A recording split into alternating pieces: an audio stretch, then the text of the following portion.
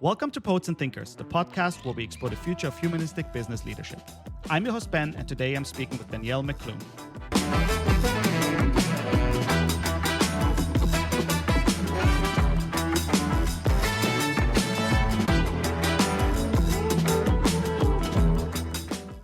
Danielle is a writer embedded in the frontier of AI development at Microsoft, where she has spent the last years training conversational models and crafting the prompts that shape how AI communicates with users worldwide.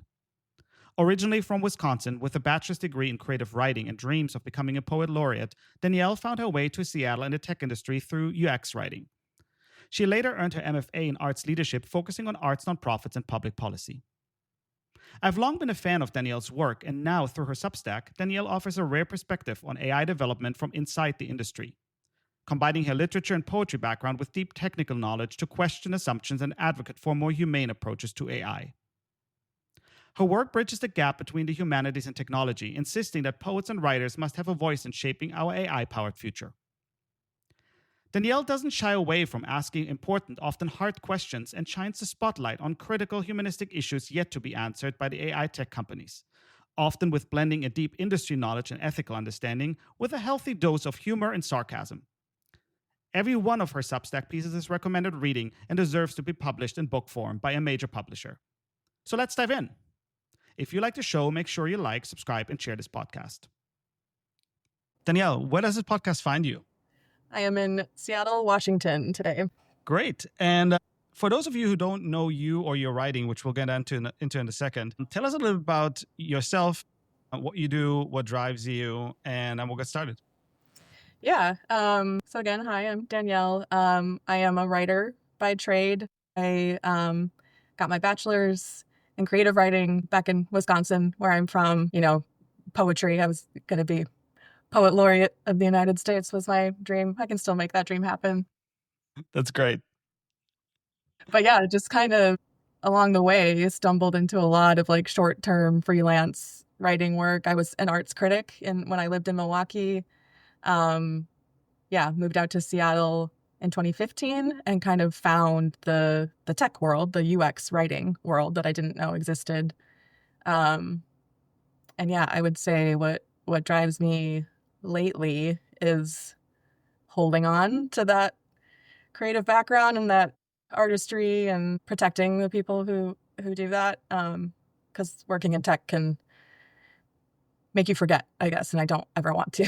Yeah, and I've been looking forward to this conversation for many reasons, but especially because I know of your background, but also the fact that you are now sitting really at the epicenter of AI. So there couldn't be almost any better guest for me to talk to for Poets and Thinkers than you. So we'll get into all of the questions I have for you. Maybe starting with, I read initially your new writing, which is published on Substack, and we'll link to that in the show notes. And it was an article called "The Model Can't Relate." And there's a lot of things that stood out to me, and I'm going to try and summarize them and then ask you about this piece specifically.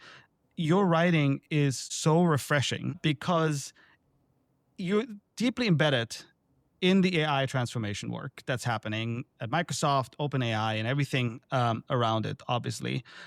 But at the same time, your articles are far from this hyper positive hype messaging that comes out of the tech industry and we read everywhere. And you manage to really both provoke and educate from a deeply human perspective. And I note it down, sprinkled with a healthy dose of skepticism and sometimes sarcasm, which I can certainly really appreciate. So it's a kind of thinking that I feel is incredibly valuable for us to figure out what's next and how we lead into the future without losing our humanity. So why don't we start there? Tell me a little bit about what led you to writing your Substack and then specifically the article, "The Model Can't Relate." Okay. Yeah, thank you. First of all, it's very flattering. The Substack itself, so I've been working on like AI writing, if you want to call it that. The prompt engineering and the back-end writing that happens all day, every day. Since when was the 2023? Is that when ChatGPT launched? Or late 2022? Our design lead at Microsoft actually kind of looked around and was like, we're making conversational AI. Where is our writer? And so I raised my hand. I was like, oh, I'm over here. And just dove into it and never stopped. And so I was just like plugging away, figuring out, what this was, how to write in this new way, or what it meant that my brain was like in those rooms. And I kept quiet for like 2 years. I was just like doing that work for 2 years without telling anybody or really talking about it. And I don't really know what happened, but all of a sudden I just was like, I have things to say. And so I started the Substack and just keep having more and more to say. And yeah, the model can't relate. That piece came out of, there was a story in that moment about, if you don't know, it's very expensive to talk to these conversational AIs. Everything you do hits a server somewhere, and that is costly, environmentally, economically expensive. And so, OpenAI revealed that every time you say please or thank you, like each message is costly. I don't Yeah, I remember. remember that. Yeah, I don't remember the dollar amount, but it was something, it made the news. It was crazy. And so I, felt compelled to write about that because it's so strange that we are sort of insisting that people have those conversations and treat the AI like a human and say please and thank you. And then, like, lo and behold, it costs a lot of money. And then you, like, I don't know if you're supposed to feel guilty about that or like what the story really was, but yeah, that's what that piece was about. Yeah, and I think for me, because there was the news story that you mentioned, but also it brings up these more fundamental questions around, what are we selling to people on the one hand, but then also what is the priority order in terms of the principles guiding the decisions that we make around the technology, the business behind the technology, and ultimately the value that it can bring to the world and humanity. And I thought that the piece did a great job pointing out the, let's say, tension maybe between all of those factors. And it was the first time that I read something that, you know questioning in a overall positive way and driving toward maybe what I think should be the highest order bit. And that is, well, how do we make this technology useful for humans? And how do we, as we do this and as we scale this technology, not ruin what actually makes us function as a species and a society, and hopefully also keeps the planet in a condition that we can continue to inhabit it. So I thought it was a really great piece and a good way for us to kick off the conversation. Um, I went back through your writing because every time you publish a new article, it's probably the first thing that I jump to read. And we could talk about every single article, and I would encourage everyone to go and subscribe to Substack and read the articles. I pulled out a few and quotes from a few, which I thought could make for a really interesting conversation. So the next one is actually a very recent one that you wrote called Dream Browser. Mhm. And I think you talk about just the idea of then being a new product category of AI powered browsers. And you're bringing up some really interesting, deeply human questions as it relates to the application of AI in existing software. Mhm. Meaning, especially in this case, browsers and browsing behaviors. One of the quotes that were in there that I thought were really interesting was, and yet we're weirdly afraid to start over. The current system is not great, but heaven forbid we slow down and take a look at things. It feels so strange that we are on the one hand selling AI as this massive technological transformation. And what we're seeing though in the market is we're pretty much just bolting on chat interfaces to Mhm. existing software and then call it innovation. But the real value of that has yet to be seen and unlocked. In an article, you go through maybe why that is and what questions to ask. So what's your take on this rush, or even you could call it panic in some regards, of not slowing down, not maybe taking a pause? And what questions should we ask? Yeah, my take is that it's just so competitive right now between all these AI companies. If you're in a design team at one of those companies, all you want to do is like have a second to like think about it, and or like tear things down and ask questions, but it's just very difficult to do that lately. And yeah, for the browser specifically, like you said, if we're just like tacking things on to what exists, that's not, I don't think that's it. And so, yeah, why not throw the whole thing in the ocean, as I said, and start over? And I know why. Like, I get the business side of it. But it's surreal these days to like watch this. Like you sit and you think, I think I know what to do here, but the business just like runs on ahead of you, and it's very odd. Yeah. Yeah, and one of the things that resonated really deeply with me that you're pointing out is we're looking at the browser as this box, right, that we're all staring into for hours every day. And Yeah. there are certain human behaviors behind the open browser tabs and the way we navigate browsers compared to maybe other more linear tasks that we perform. And from even a business perspective, but certainly from a design and human factors perspective, those are really great patterns to build on rather than just bolt on a chat interface. But it requires us to really take a step back and understanding the human behavior, understanding the needs, and then really thinking through and potentially prototyping, because a lot of the answers won't be obvious. But we're in such a rush that seemingly there's not a lot of that taking a step back, looking at the behavior, prototyping maybe entirely new models that are more aligned with the human behavior. And so that is, I think, really thought-provoking in its own right. But it is fascinating then at the same time to have this tension of we're being sold this groundbreaking new technology, and at the same time we're just staring at the same window, just now with a bolted on text box. Yeah, no, I agree. The question that we want to ask is, okay, so like we go in, we design the golden path, and then we like run with that. But there is, on the web, especially in a browser, like no one does that. Everyone is such a weirdo on the web in their own way. And so that takes time to like dig into that. Like, why is everyone being so weird?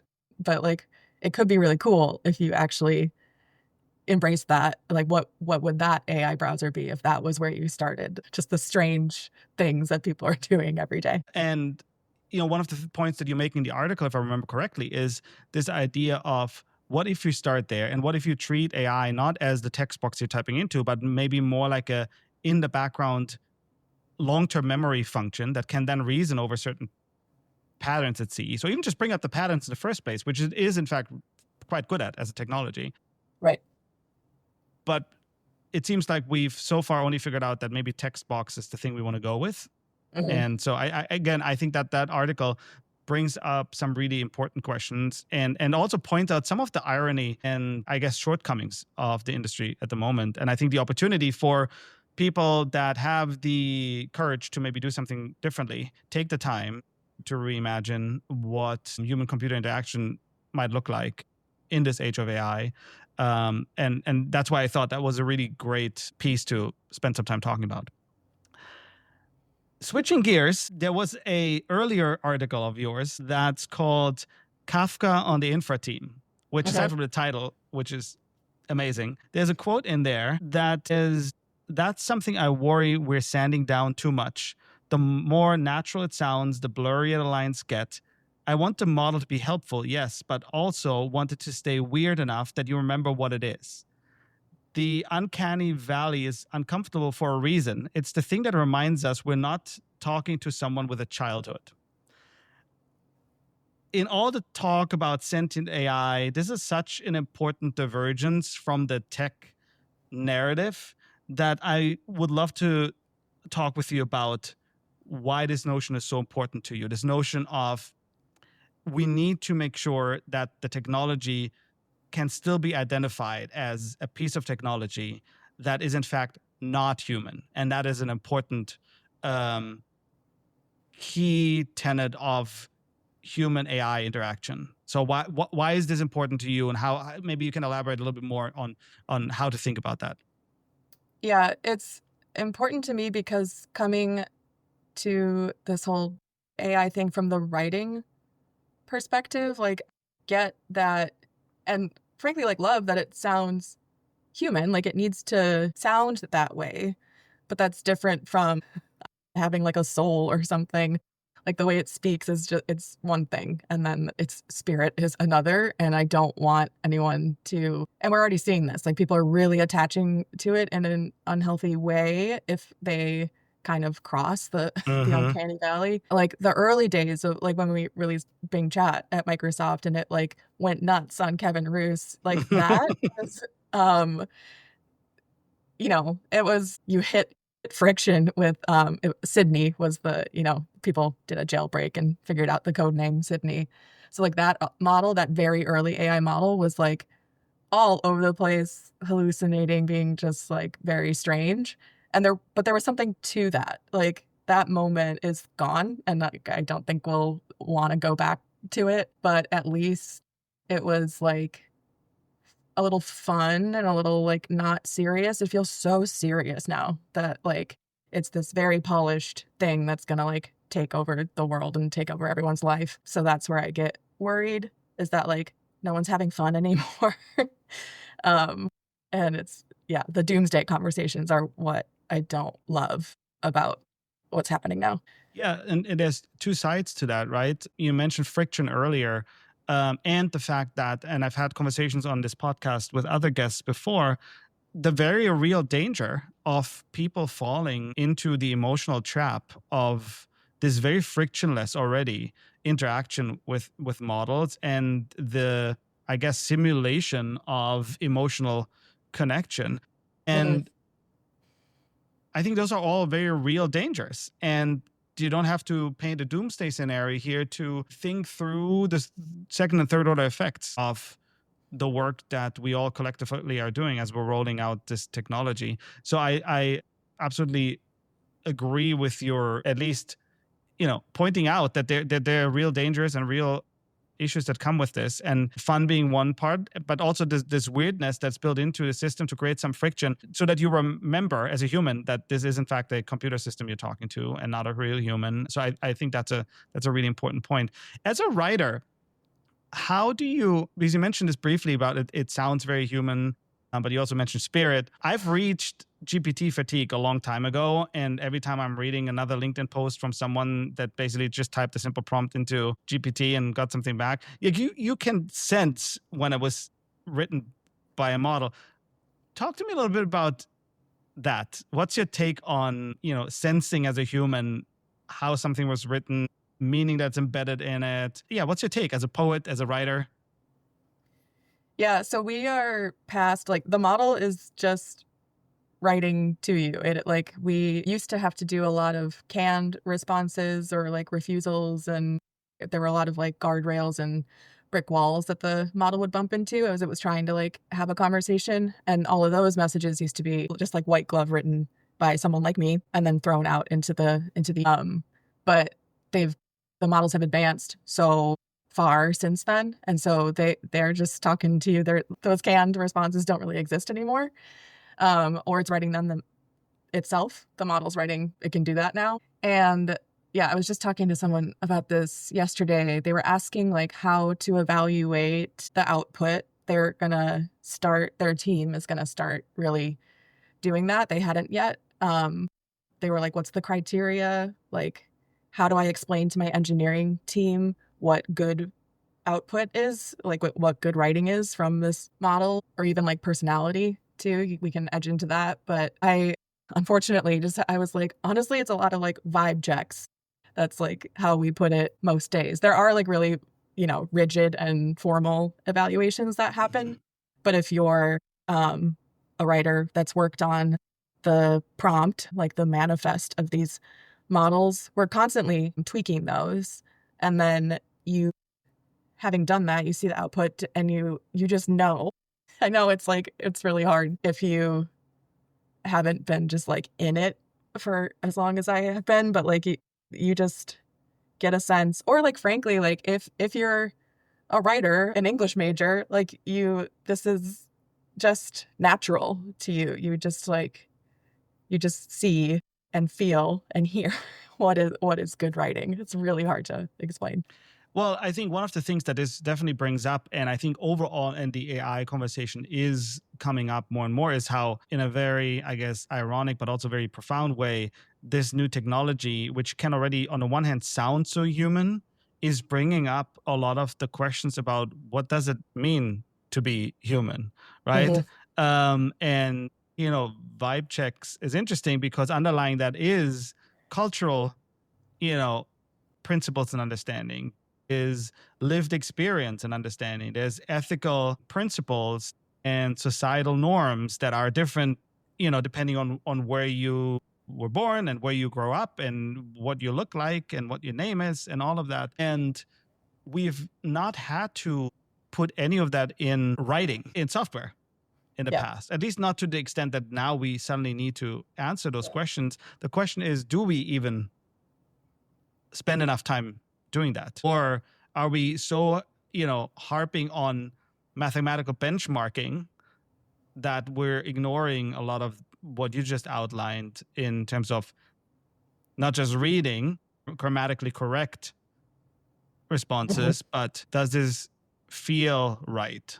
And does this also, is this ethically good? Yeah, I mean, both are happening. The mathematical, just getting the model to work is very exciting for, an AI engineer or an AI researcher, right? Look, it's doing it, it's working. And I'm excited too. That's great. But then you have to raise your little arty hand and be like, it's working, but it could, it sounds funny, or exactly that. Is it safe what it's doing right now? So you need both left and right brain in the room to figure that and out. I think in the public discourse, unfortunately, the benchmarking is a lot more promoted and accepted than the discussion around is it safe or not, or is it good or not, or is it promoting the right, ethical considerations or not. But that's a whole other social discussion we could probably get in. Although I would love to hear about personality maybe in a little while. It's a great segue, though, into the next article of yours, which is called Objects of Affection. And you wrote this in the light of OpenAI acquiring Johnny Ive's company or co-founded company IO. And the article touches on both the use and what I would call abuse of beauty in the making of AI products as a whole. What are you most worried about? I'm worried about the movie Her becoming reality. I feel like this point has been exhausted, so forgive me, but that movie was a cautionary tale. And we saw this acquisition happen, and it was very obvious what was going to come of that. Johnny Ive designs beautiful hardware, and OpenAI has got the model, and you put those together and you probably have the little pocket companion. And so first I was like, okay, it's over. OpenAI has won the entire universe. When that news happened, that was my first thought, is that that is a huge partnership, a huge win, and the rest of us shouldn't even try. So that was kind of why it was big news. And yeah, I don't want people moving around the world. They're already kind of doing this, everyone with their headphones in, their earbuds in, that's already kind of annoying to everyone's isolated and in their own head. And it would just get so much worse if everyone's got their little ambient AI companion moving. I know that this is a very future thing. I don't think this is going to happen tomorrow with that acquisition, but exactly that. I just worry about the further isolation of people not talking to each other. Scares me. Yeah, and I think it's one of those reasons why I wanted to have this conversation with you, because I think it's not happening enough. Immediately when you ask questions around the unintended consequences, let's assume most of the consequences are unintended, but we've seen it with the social media scale, and then certainly the smartphone. The large scale unintended consequences on human societies around the world are massive.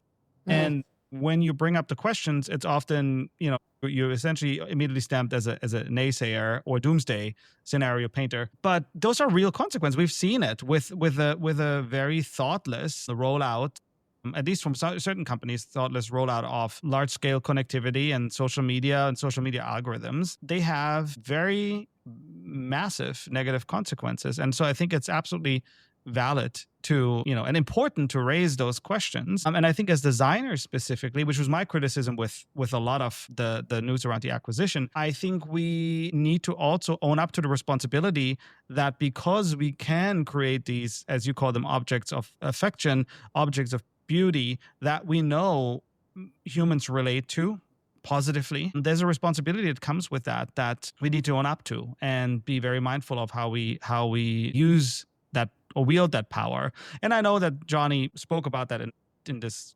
bar stool interview that he did with Sam Altman, but I thought it was a really good provocation and something that needs to become more mainstream in the AI conversation, to say, how do we design in a very responsible way, rather than just know that, yes, we relate to beautiful objects more positively than ones that we perceive as not as beautiful or ugly. So I'm really glad you shared your perspective on that. I could go through all of your pieces, as I said at the beginning. I'm gonna limit myself to this last one because I think it's a great way to wrap up the kind of AI industry critique so far. It's very early and it's very nascent, so maybe we'll actually revisit this in a year or two from now, or maybe in 5 years. But you wrote a piece which I want to finish with for the quote section of this conversation, and it's called Empire Problems. You asked a really pointed question in that article: if AI should have been built as a public utility all along. And that's something that I've heard others express as well, especially obviously in the context of geopolitical tension, public policy. Tell me a little bit more about your perspective on that. I have a follow-on question which I'll ask because maybe it ties in, maybe it doesn't, but I'll let you decide. You've also written an article around the question, what if women had built AI? Yeah. So I thought they were sort of connected. So maybe I'll let you talk about both. Yeah. A lady AI, close to my heart. Yeah, the public utility thing. Got my MFA actually in arts leadership here in Seattle at Seattle University. They have a program that focuses on arts nonprofits. It was basically me doing like the opposite of Microsoft. I was like, I'll go learn how to lead an arts nonprofit. But actually, one of the classes was law in the arts and public policy in the arts.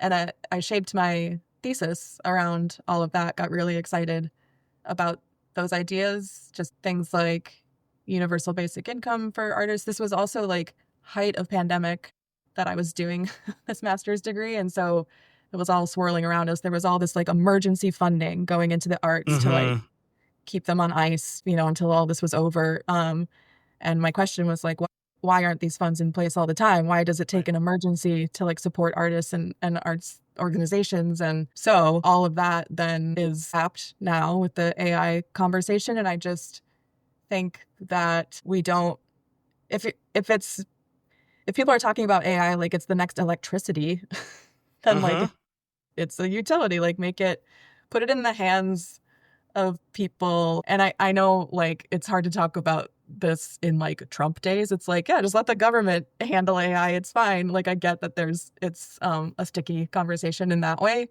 but there is at least like the government ostensibly is like there for their communities and are held accountable in a different way than for-profit companies have different goals and values that I think better align with this AI thing. Right now, it's instead causing this wider and wider gap of like the haves and have-nots. And I think putting it in the hands of the public kind of lessens that gap. Everyone can meet in the middle if AI is in the hands of different people. Yeah, at least a absolutely sensible question to ask, a discussion to have, given what we've seen with other large-scale technologies over really the history of humanity. Treating them as government, run public utilities, or looking at the regulatory landscape, which we also know only works to a certain extent. But I think at least the debate is really critical, because at the end of the day, technology more broadly, especially a general purpose technology like AI, should certainly be used to overall increase the well-being of societies around the planet, and obviously also take into account the cost that you mentioned at the beginning of even running them in the first place, because it's not just the cost of server infrastructure, like the actual hardware, but it's actually the energy cost. And we're already seeing that massive data centers being built that then pollute public waters, that might even cost energy to an extent that we can't even produce just yet. at least not at scale over long periods of time. Or, the climate implications potentially that come with that. So again, I thought it was another really important discussion that you are addressing there, which is not happening enough, which is why I wanted to pull this out. Yeah. Certainly not in the tech industry. It's always kind of pushed to the side. Yeah. And to be clear, I don't mean that the cost should be like burdened onto the people. That's not what I mean. It's something else. Yeah. So then what if women had built it? Yeah. That I opened that article with like, hear me out, because it's a delicate conversation. If women had built AI, I think it would look very different. And we are building it. Like a lot of the people that I work with day to day who are doing that, really the women's work of like training a model, it's like raising a toddler. You have to just the like instruction, but like kindness and the nudging and the teaching and the nurturing that you have to do with this model. It's very strange, and it is women's work. Like we've got a certain mind and a certain touch that I think is really interesting. And right now it's being just kind of like patched in, like women are responsible for like fixing what is out there now because it's here, it's built. So that work is being done in like behind the scenes all day, every day by really, really smart women that I know. But yeah, I didn't want to indicate like, oh, it would be this sweet and gentle, AI that, like, no, that women can be ruthless is what I said. But yeah, I just wonder if we went about this a different way and if women had led the way, what the AI would look like. And yeah, maybe we would have had the idea to like make it a public utility instead. Who knows? I'll link to that article in the show notes as well, because I think it's a worthwhile read. And if it's only for offering a additional perspective to what we now all live through, and again, it's not the first time in technology development that question should have been asked. And while there are absolutely amazing also women leaders across the tech industry and specifically also the AI industry, I think there's also a more global societal aspect to that I think you're pointing out as well, that is as relevant aside from just this specific technological development. So just switching gears now, throughout your articles, as I'm pulling out the quotes, there were a few things that kind of stood out to me. You already mentioned one at the beginning when it came to the Dream browser article. There's one line in there that's just throw it in the ocean, which was, I think, a response that you gave to someone asking about how to think about AI browsers, which I thought was great and something that maybe I could have seen myself say as well. And then there's another one in another article that is, this won't fix itself. My question for you is, talk to me about responsibility in all of this. Okay. Yeah. So I know that it's not actually practical to throw it all in the ocean, or like, we could have the Luddite conversation, just like smash everything because it's harming workers and society and all of that. I get that won't actually happen. So then it is the responsibility of maybe designers, maybe they're coming more to the forefront to just make sure that the humanities are still present. I think that's the responsibility. And certainly me as a writer, that's my point of view every day on AI is just like, are we thinking about like the Russian fable that told us not to do this, or like whatever, or just the human condition? Yeah. We need us, these humanities people, we are responsible. It's true. I think, yeah. Yeah. I draw a lot of parallels to this time that we're living through right now, to the original Industrial Revolution. And in the context of that, when the new Bauhaus was founded in Chicago, there's a quote from the founder that I'm paraphrasing, basically says, we accept the responsibility to bring together technological progress and socioeconomic impacts. And I often refer to my students, I refer them to the work of Victor Papanek, Design for the Real World, and the responsibility that we have as product makers, not just as designers, but as makers of products, as entrepreneurs, certainly as well. And I think Mike Montero, based on that, also wrote a book called Ruined by Design, which is going in the same direction. And I think that is a responsibility that we cannot shy away from, should not shy away from, because we hold a lot of opportunity in our hand. But it is important that we look more broadly at the socio-economic societal impact and the impact on the planet. Given that, if there was only one thing you could work on to improve the relationship humans have with AI technology, what would that be? Great question.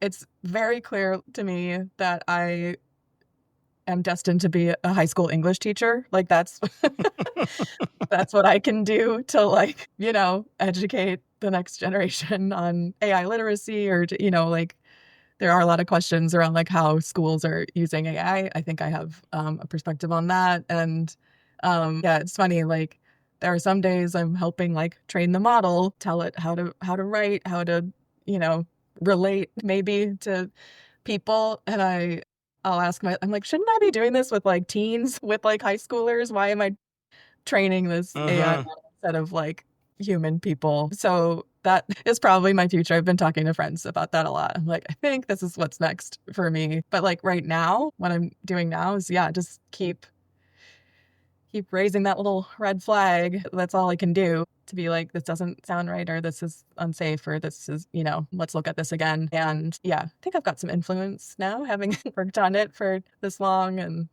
yeah, well, and your writing, I think, is really, I think, unique in the industry and the market the way it stands so far. And hopefully you'll continue to publish that, because I think that is a huge contribution.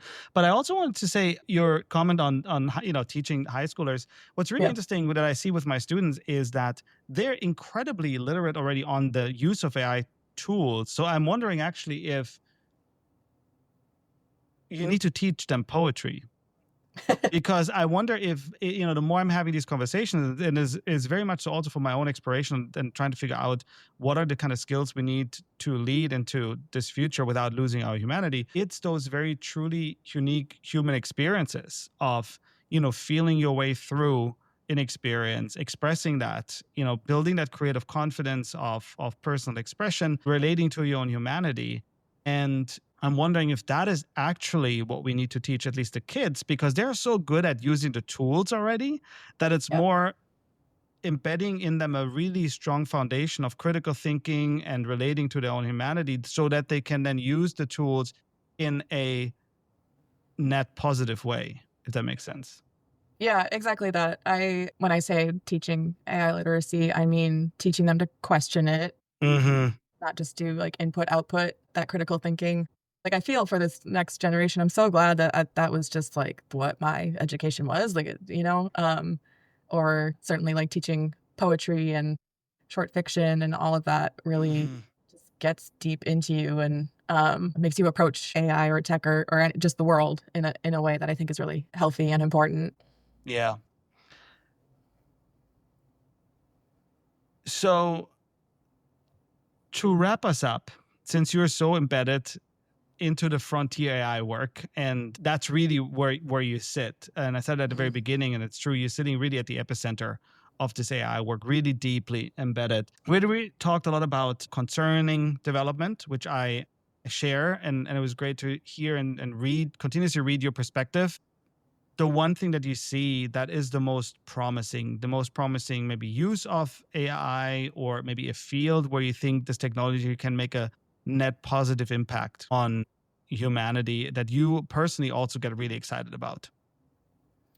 So great question. I do think it's in education. It's in homework help. We, are looking at, for like consumer AI, the group that I'm in, like we're constantly looking at, what all of the use cases and all of the intents. And the most interesting ones to me and the ones that make me the happiest are like, I mean, we're inferring, but like when it's clearly like a student just like doing their homework or writing a paper or, asking for a quiz, trying to understand something. Again, it's like, it's very layered and tricky. Like when they're not learning something, when they're just being like, when it's handed to them versus when they're actually being like led through it. But there's something there that gets me excited. I think a net positive would be, if people approach AI to work through something, not just be like given the answer. Yeah. Yeah. There is a really interesting thought here, just because the education system as it stands today, is essentially a result or a relic of the Industrial Revolution itself, right? To train people to reproduce predictable results over and over again. And we know that this very streamlined education system just doesn't work for every child and everyone the same way. And so having technology that can actually support a more individualistic approach to learning, I think is huge and very promising, and probably long overdue change to what so far has been the education system. So I can totally see the potential there as well. Yeah. Actually, that answer surprised me when it popped into my head. That's not. Thanks for asking. I didn't know that that's what gets me the most excited, but yeah, it's interesting.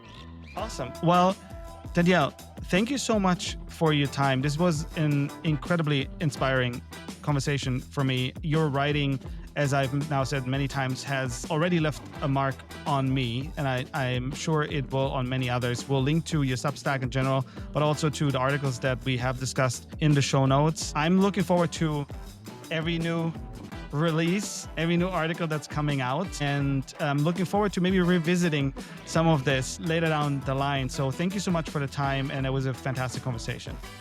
Thank you. All right, that's a wrap for this week's show.